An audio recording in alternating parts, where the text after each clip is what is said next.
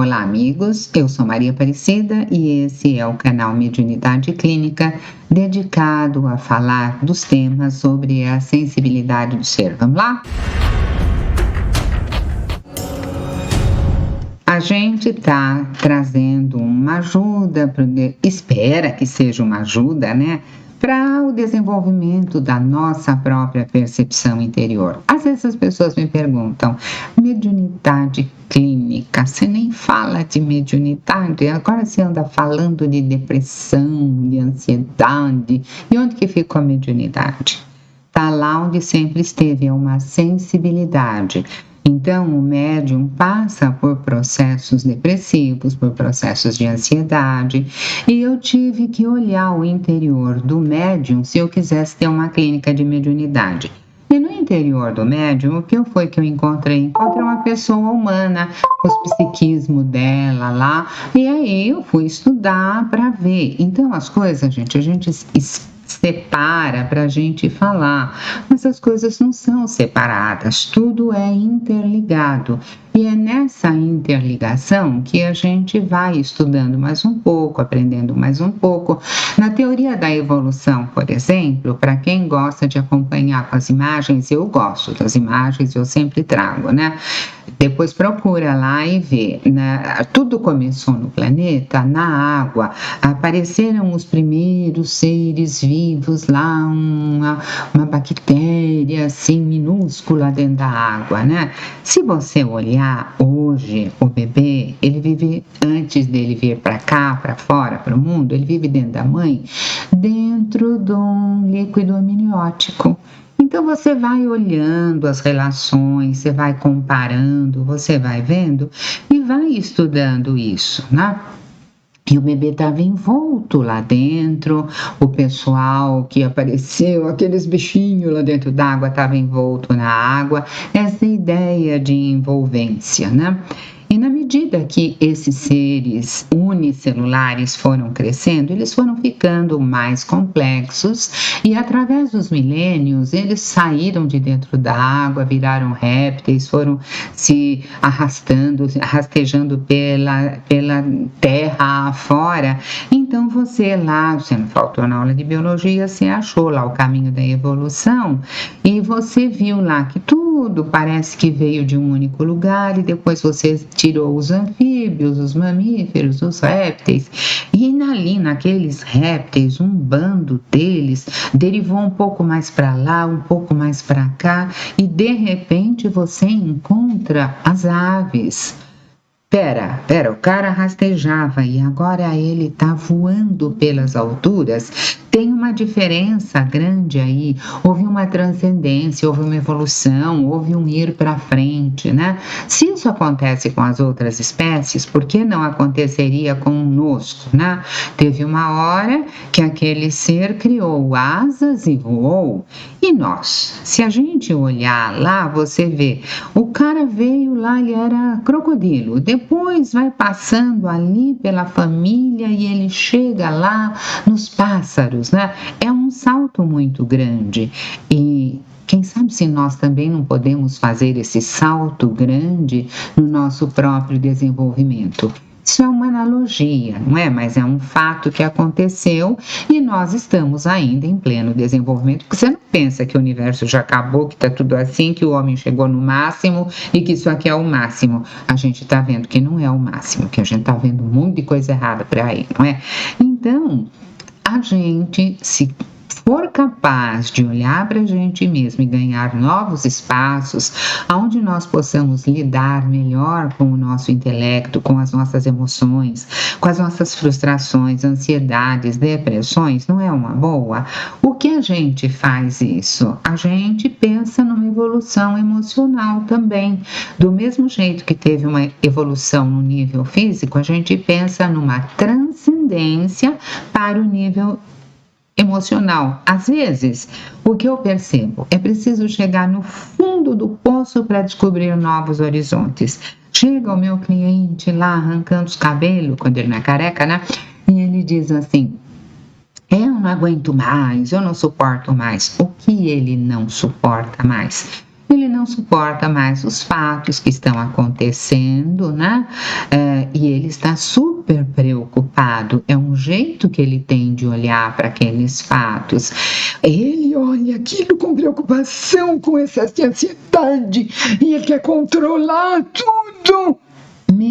A gente vive falando aqui, as coisas que você pode controlar, você vai e corre atrás de ajeitar. Agora, as que estão fora do seu controle, não fica louco por não controlar. Se você ouvir esta fala e realizar essa fala, metade dos seus problemas não chegam no consultório, porque você já entendeu que você não controla o mundo.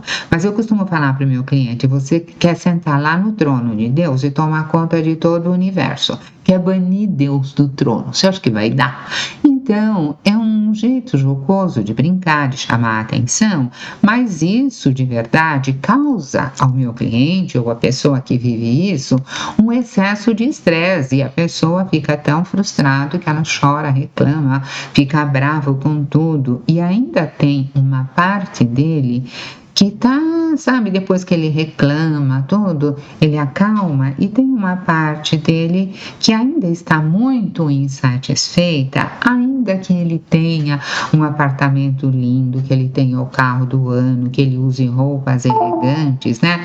Parece que lá dentro tem uma parte, vamos chamar essa parte de alma para a gente entender, essa alma ficou esquecida, parece que lá dentro tem uma pessoa desencontrada do que está aqui fora. Então ele tem uma persona aqui fora e lá dentro ele tem alguma coisa que não está se encaixando, né? Parece duas pessoas. Ele fala, parece que eu sou dois, eu não estou mais suportando isso. Não seja dois, seja um só. Vamos olhar mais profundamente os nossos mecanismos mentais, né? E o que a pessoa não suporta mais? Ela não suporta mais o jeito que ela tem de lidar com as coisas, né? O que dentro dela lida com aquilo daquele jeito? Aquele ansioso que mora lá dentro.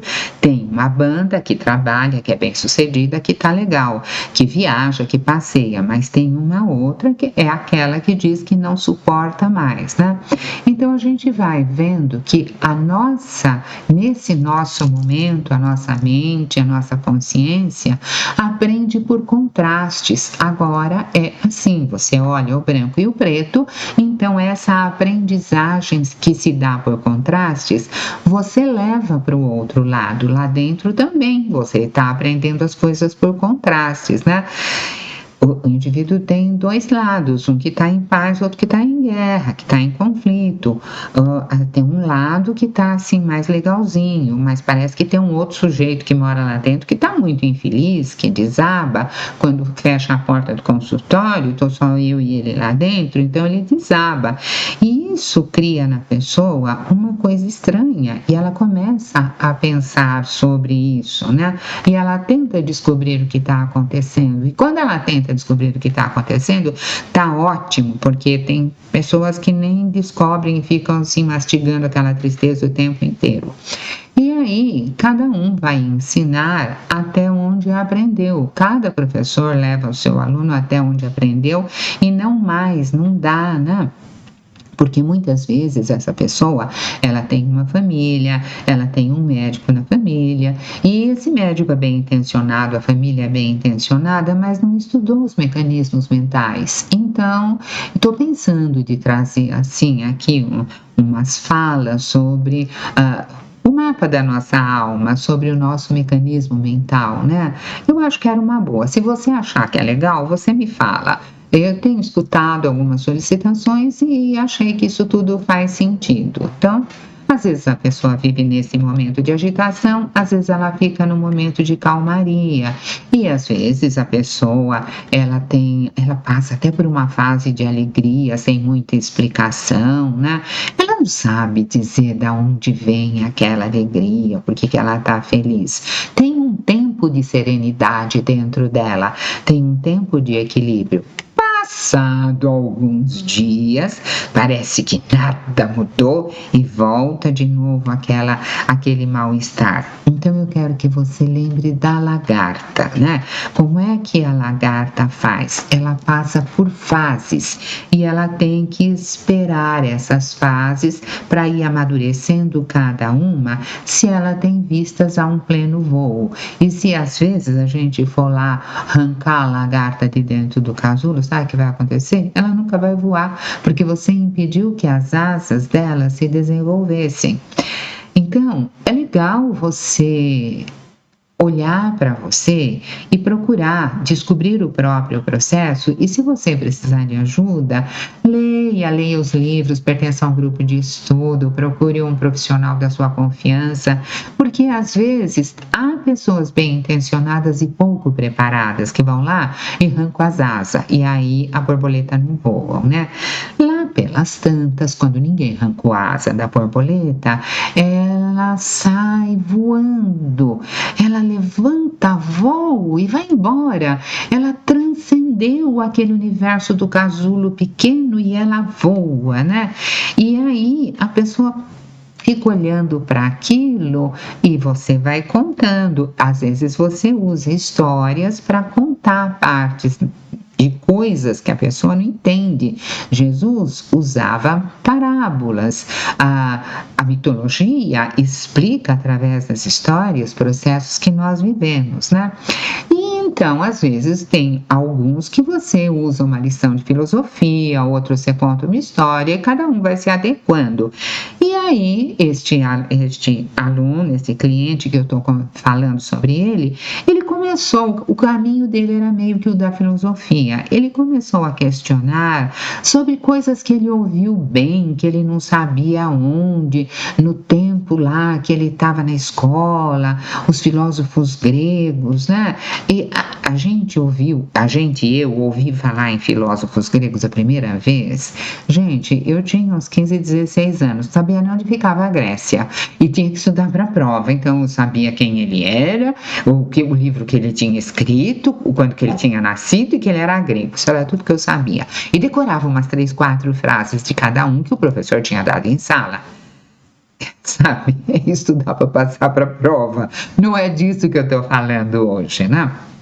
Uma filosofia, um jeito de você olhar, de você entender a vida, o amor ao conhecimento, aquela história do conhece-te a ti mesmo. Eu fui aprender muito, muito depois, e que esse conhece-te a ti mesmo dá para você as chaves do universo, porque você vai entrar dentro de você, vai olhar o seu processo, vai se conhecer e você, no mínimo, não será mais um estranho para você. Olha que legal, eu me conheço, eu tô aqui, olha que lindo. Então, aquela história do conhece-te a ti mesmo e terás as chaves do universo e o segredo dos deuses, era muito verdade, só que lá atrás eu não tinha compreensão para isso. Isso veio, precisei amassar muito barro para ir amadurecendo, né? Então, agora ele estava dizendo para mim, olha, esse negócio do conhece-te a ti mesmo aí que você está falando, se a gente se conhecer, você acha que vai ser mais legal? Imagina assim, você ganha um computador e você, olha, um computador é legal, né? Mas você não sabe, você não conhece a dinâmica dele. O que adiantou ter ganho, né? Então você ganhou mais do que um computador. Você ganhou um computador interno, você ganhou todo um psiquismo que a gente às vezes não sabe como é que isso funciona. E isso é uma chave muito grande para o nosso próprio entendimento de nós mesmos, né? O que será que são os segredos dos deuses? Olha, os deuses se conhecem, sabem o seu potencial e vão adiante. E ainda sem contar daquela história do Einstein, o cientista, né? Dizem as más línguas que lá no começo da vida dele, ele era ateu. Não sei, não convivi com ele, não era meu amiguinho de classe, né? Mas gosto de dar uma lida, uma pesquisada, de ver a biografia. O que eu sei é que mais tarde ele dizia que a única coisa que ele queria conhecer de fato era a mente de Deus, porque ele estava estudando como era a nossa formação, ele estava vendo como funciona o tempo, como não funciona, como que é, como que não é, com vistas a ampliar o olhar sobre o universo. E se alguém que criou isso tudo, eu estou querendo conhecer e estou com dificuldade de conhecer. E quem criou isso tudo? Como é? Quem criou isso tudo há de ter uma mente muito maior do que a minha, uma consciência muito maior do que a minha, e o Einstein queria conhecer essa consciência. Quem sabe agora ele não conhece um pouco mais, né? Talvez o nosso grande salto, aquele do réptil que uma hora ganha asas, né, e vira ave, não seja isso, conhecer um pouco mais da nossa própria mente, né? E para outros clientes a gente leva outras mensagens, né? Que falam da dimensão espiritual do ser. Por exemplo, o Krishnamurti, o escritor indiano, ele fala do falso eu e do verdadeiro eu, que a gente podia chamar de ego e self. O Jung fala da relação ego-self. O Kardec diz que a alma é um espírito que está encarnado aqui. Então nós temos o nosso eu social, eu que me dou aqui com o povo, tenho uma vida de relação, e tenho uma alma, que é o meu espírito que encarnou aqui, e que estas coisas devem se reconhecer. Cada um está explicando do seu jeito. Quem sabe, se a gente conseguir unir essa forma de ver o fora e o dentro, a gente não faça o grande voo, a gente não faça a nossa própria transcendência, né? E essas leituras estão aí, e com o meu grupo de estudo, o tema é sempre o mesmo, mas o meu grupo de estudo é sempre baseado no discurso do Jung, eu gosto mais, e a gente vai vendo. E você sabe que aqui na nossa escolinha, a gente faz a apresentação do tema, pede que você leia, que você pesquise, que você estude, que você comente, manda o seu recado para a gente ir conversando por aqui, não é? Sempre eu repito que o seu desenvolvimento requer a sua participação no processo, sem o que a gente fica aí batendo cabeça de um lado para o outro a esmo, né? Se você gosta desse tema e desta possibilidade de alçar voo, conhecendo o próprio mecanismo, o nosso próximo encontro vai tratar disso. Fica com um abraço grande, até lá!